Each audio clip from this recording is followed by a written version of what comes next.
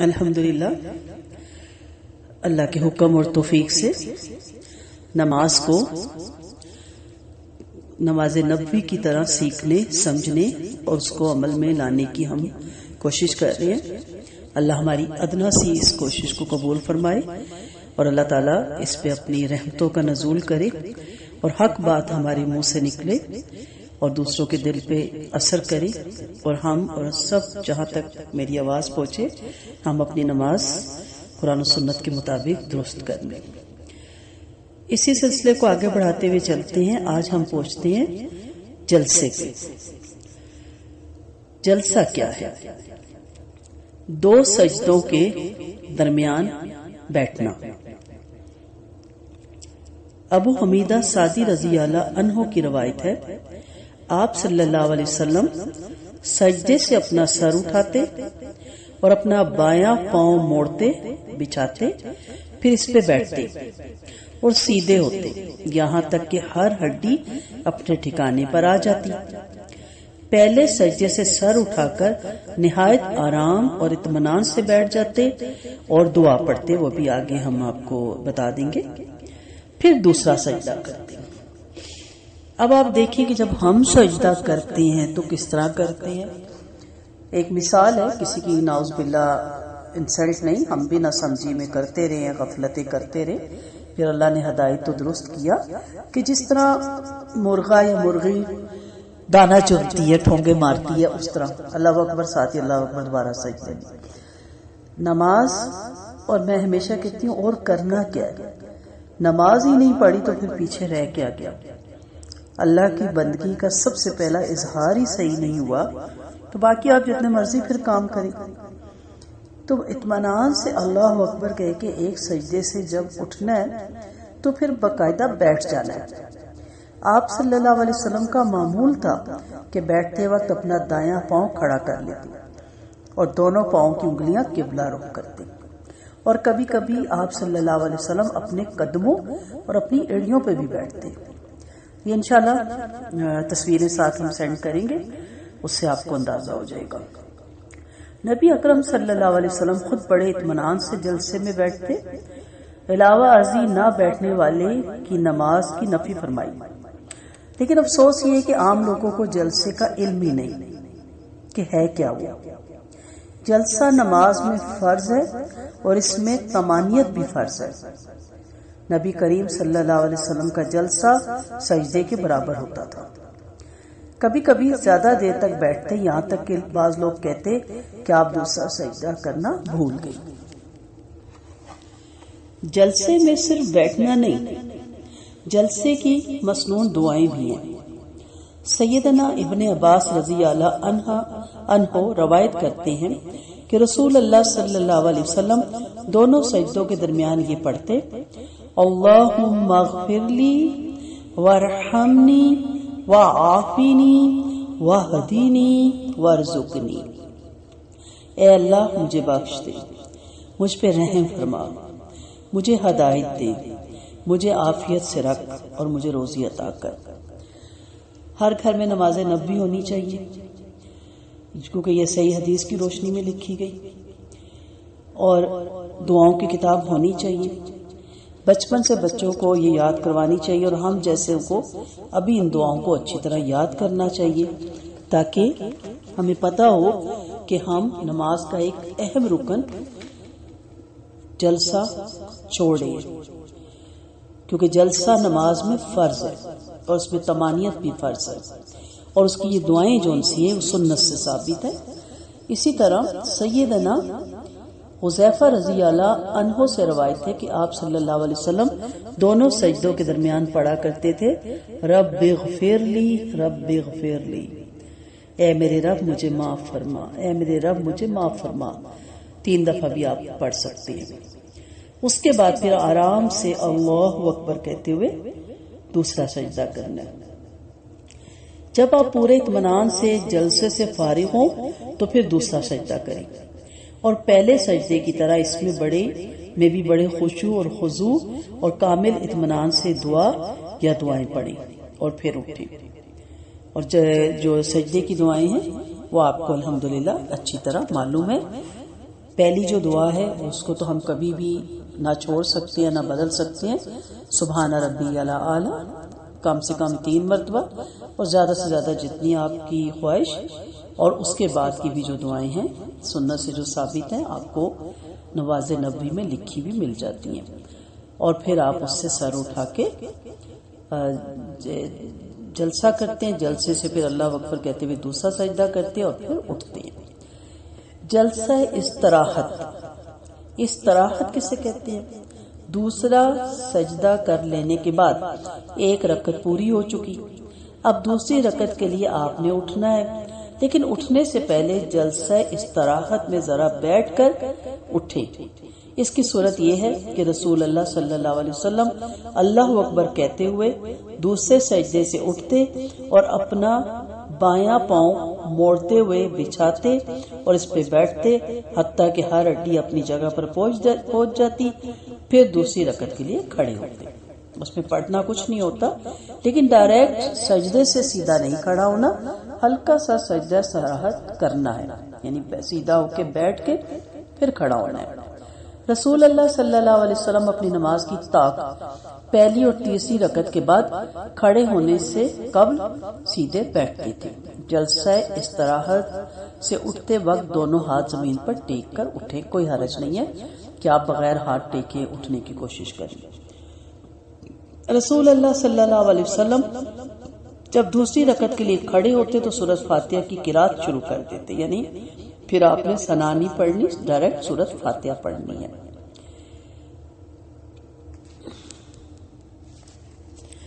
جب آپ 2 رکعتیں اسی طرح مکمل کر لیں تو پھر آپ کو پہلا تشہد پڑھنا ہے، اس سے قاعدہ اولا بھی کہتے ہیں۔ دوسری رکعت کے بعد دوسرے سجدے سے اٹھ کر بایاں پاؤں بچھا کر اس میں بیٹھ جائیں اور دایاں پاؤں کھڑا رکھیں، دایاں ہاتھ اپنے دائیں گھٹنے اور بایاں ہاتھ بائیں گھٹنے پہ رکھیں۔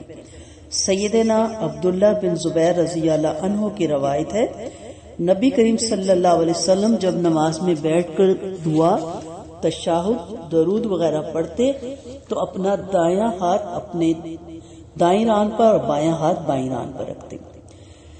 معلوم ہوا کہ نمازی کو رخصت ہے، چاہے دونوں ہاتھ گھٹنوں پر رکھے چاہے رانوں پہ رکھے۔ اب آپ قاعدہ اولا میں تشہد پڑھیں۔ سیدنا عبداللہ بن مسعود رضی اللہ عنہ سے روایت ہے کہ آپ صلی اللہ علیہ وسلم نے فرمایا، بس جب تم نماز میں قاعدے کے لیے بیٹھو تو یہ دعا پڑھو۔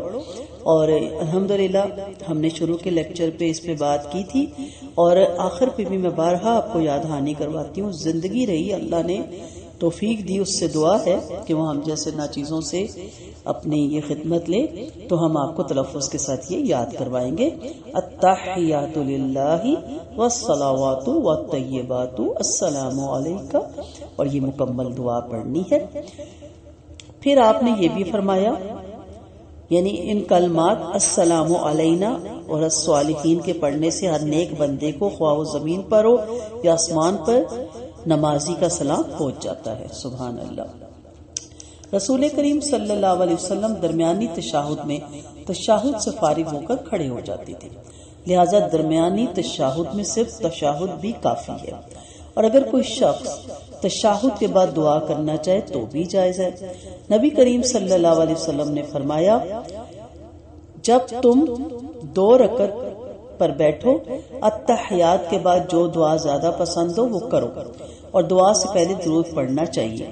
آپ صلی اللہ علیہ وسلم نے سنا ایک آدمی نماز میں دعا کر رہا تھا، آپ نے فرمایا اس نے جلدی کی، نماز میں پہلے اللہ کی تعریف کریں، پھر نبی کریم صلی اللہ علیہ وسلم پر درود بھیجو، پھر دعا کرو۔ ٹھیک ہے، جیسے التحیات آپ پڑھتے ہیں نا تو اس کے بعد پھر آپ وعلی عباد الصالحین، پھر اشہد ان لا الہ الا اللہ واشہد ان محمدن عبدہ ورسولہ، اتنا کہہ کے نبی کریم صلی اللہ علیہ وسلم اٹھ جاتے تھے۔ اور بعض روایت میں کہ اگر آپ اس کے ساتھ دعا کوئی پڑھنا چاہیں تو آپ پڑھ بھی سکتے ہیں، کوئی حرج نہیں۔ آپ یہ نہ کہیں کہ اوہ میں تو آگے بھی کچھ پڑھ گئی یا پڑھ گیا تو آپ میری نماز خراب ہوگی یا باطل ہوگی، تو ایسا نہیں ہے۔ مسئلہ رفع سبابہ، اب یہ سبابہ کیا ہے؟ سین با الف با ہے، سبابہ تشہد میں انگلی اٹھانا۔ رسول اللہ صلی اللہ علیہ وسلم کی بڑی بابرکت اور عظمت والی سنت ہے۔ اس کا ثبوت سنت رسول صلی اللہ علیہ وسلم سے ہمیں ملتا ہے۔ سیدنا ابن عمر رضی اللہ عنہ روایت کرتے ہیں کہ آپ صلی اللہ علیہ وسلم جب نماز کے قاعدے میں بیٹھتے تو اپنے دونوں ہاتھ اپنے دونوں گھٹنوں پر رکھتے اور اپنی دائنی انگلی جو انگوٹھے کے نزدیک ہے اٹھا لیتے، بس اس کے ساتھ دعا مانگ لیتے۔ سیدنا عبداللہ بن زبیر رضی اللہ عنہ روایت کرتے کہ آپ صلی اللہ علیہ وسلم جب نماز میں تشہد پڑھنے بیٹھتے تو اپنا دایاں ہاتھ دائیں اور بایاں ہاتھ بائیں ران پر رکھتے اور شہادت کی انگلی کے ساتھ اشارہ کرتے اور اپنے انگوٹھا اپنی درمیانی انگلی پر رکھتے۔ نبی کریم صلی اللہ علیہ وسلم دائیں ہاتھ کی تمام انگلیاں بند کر لیتے، انگوٹھے کے ساتھ والی انگلی سے اشارہ کرتے۔ وائل بن حجر رضی اللہ عنہ سے روایت ہے کہ آپ صلی اللہ علیہ وسلم دوسرے سجدے سے اٹھ کر قاعدے میں بیٹھے، دو انگلیاں بند کی، انگوٹھے اور درمیان کی انگلی سے حلقہ بنایا اور شہادت کی انگلی سے کلمے کی انگلی سے اشارہ کیا۔ وائل بن حجر رضی اللہ عنہ سے روایت ہے کہ آپ صلی اللہ علیہ وسلم نے انگلی اٹھائی اور آپ اسے ہلاتے تھے، یعنی یہ روایت بھی آپ کو مل جاتی ہے کہ جب تک آپ پوری تشہد سے کھڑے نہ ہو جائے، پہلے اور دونوں بعد میں بھی جو آپ بیٹھتے ہیں 4 رکعتوں کے بعد بھی، تو اسے مسلسل ہلا بھی سکتے ہیں۔ صرف لا الہ الا اللہ کہنے پر انگلی اٹھانا اور کہنے کے بعد رکھ دینا کسی روایت سے ثابت نہیں ہے۔ تشہد میں شہادت کی انگلی میں تھوڑا سا خم ہونا چاہیے۔ قاعدہ تشہد سے تیسری رکعت کے لیے کھڑے ہوں تو اللہ اکبر کہتے ہوئے اٹھے اور رفع یدین کریں، یعنی 2 رکعتوں کے بعد آپ نے تشہد پڑھا اور شہادت کی انگلی اٹھائی اور اس کے بعد آپ اللہ اکبر کہتے ہوئے جب کھڑے ہوں اور تیسری رکعت شروع کرنے لگے تو رفع یدین کر کے سینے پہ ہاتھ باندھنے ہیں۔ سیدنا ابن عمر رضی اللہ عنہ کی روایت ہے کہ جب آپ صلی اللہ علیہ وسلم 2 رکعت پڑھ کر کھڑے ہوتے تو اللہ اکبر کہتے اور دونوں ہاتھ اٹھاتے۔ اب آپ تیسری اور چوتھی رکعت بادستور پڑھ کر بیٹھ جائیں گے۔ آخری قاعدہ تشہد۔ اس آخری قاعدے میں رسول اللہ صلی اللہ علیہ وسلم یوں بیٹھتے تھے جیسا کہ ابو حمید سعدی رضی اللہ عنہ بیان کرتے ہیں کہ جب وہ سجدہ آتا جس کے بعد سلام ہے، جب آخری رکعت کا دوسرا سجدہ کر کے فارغ ہوتے اور تشہد کے لیے بیٹھتے تو اپنا بایاں ہاتھ دائیں پنڈلی کے نیچے سے باہر نکالتے اور اپنی بائیں جانب کے کولے پہ بیٹھتے۔ بائیں جانب کولے پہ بیٹھنا تو تورک کہلاتا ہے، یہ سنت ہے۔ ہر مسلمان کو آخری قاعدے میں تورک ضرور کرنا چاہیے۔ کتنے افسوس کی بات ہے کہ ہماری خواتین تو آخری تشہد میں تورک کریں اور مرد اس سنت رسول صلی اللہ علیہ وسلم سے محروم رہیں۔ نبی کریم صلی اللہ علیہ وسلم نے اس شخص کو منع کیا جو تشہد کی حالت میں بائیں ہاتھ پر ٹیک لگائے ہوئے تھے، اور آپ نے فرمایا تو اس طرح نہ بیٹھ، کیونکہ نماز میں اس طرح بیٹھنا ان یہودیوں کا طریقہ ہے جنہیں عذاب دیا جاتا ہے۔ جب آپ اس قاعدے میں بیٹھے تو پہلے التحیات پڑھیں جس طرح دوسری رکعت میں آپ نے پڑھا، اور پھر رفع سبابہ یعنی شہادت کی انگلی اٹھا کر اشارہ بھی کریں۔ التحیات کے بعد آپ درود شریف پڑھیں اور درود ابراہیمی آپ سب جانتے ہیں، اور درود ابراہیمی پڑھنے کے بعد آپ نے پھر دعائیں پڑھنی ہیں۔ شروع میں میں نے آپ کو شروع کے لیکچر میں وہ دعائیں بھی ساتھ ساتھ سکھائی تھی، جیسے درود کے بعد حضرت سید عائشہ رضی اللہ عنہ سے مروی ہے، اللہم انی اعوذ بک من عذاب القبر واعوذ بک من فتنۃ المسیح الدجال واعوذ بک من فتنۃ المحیا والممات، پھر اللہم انی اعوذ بک من الغم والمغرم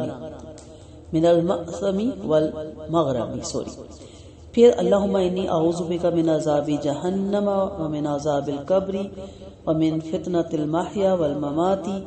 پھر اس طرح کی بھی ایک اور دعا بھی ملتی ہے، اللہم انی ظلمت نفسی ظلما کثیرا ولا یغفر الذنوب الا انت واغفر لی۔ تیز اس لیے پڑھی ہوں کہ اس کے آخر پہ لیکچر ہوں گے تو آپ کو شروع میں ہو چکی ہے، لیکن لاسٹ کے لیکچر میں آپ کو جب یاد کروائی جائے گی تو پھر تھوڑی تھوڑی آپ کو یہ یاد کرنے کے لیے دی جائے گی۔